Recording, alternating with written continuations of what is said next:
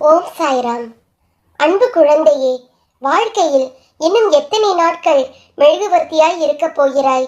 மற்றவர்களுக்காக மட்டுமே நீ கரைகிறாயே. உன் வலிகள் உனக்கு பெரிதில்லையா?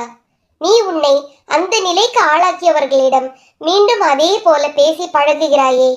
அவர்கள் உன்னை காயப்படுத்தினாலும் அவர்களுக்காக பாவப்படுகிறாய்.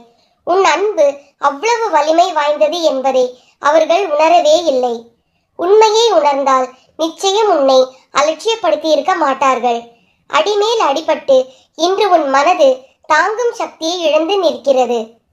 ஒட்டுமொத்த வலியும் இன்று ஒரே இடத்தில் சங்கமித்து உன்னை ரணப்படுத்தி உனக்காக நீ வாழும் நேரங்களை நிராகரிக்க செய்கிறது. அவர்களுக்காக அவ்வளவு யோசிக்கிறாயே, கொஞ்சம் உனக்காக யோசி.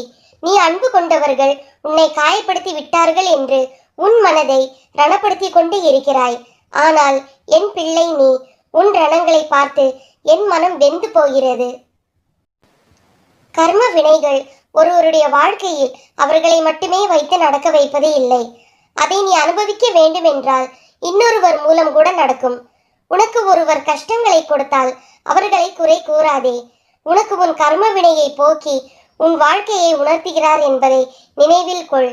இப்படி ரணங்களை அனுபவித்த உன் மனம் பொறுமை இழந்து எதற்கெடுத்தாலும் கோபம், எரிச்சல் என்று உன் தன்மையை மாற செய்து விட்டது.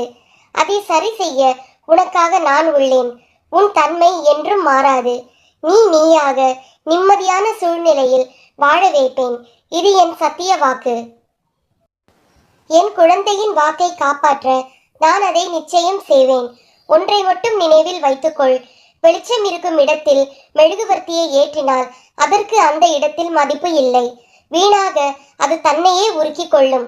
எவர் உன் துணை வேண்டும் என்று உன்னிடத்திற்கு உன்னை அன்புடன் நோக்கி வருகிறார்களோ அவர்களுக்கு மட்டும் மெழுகுவர்த்தியாய் இரு.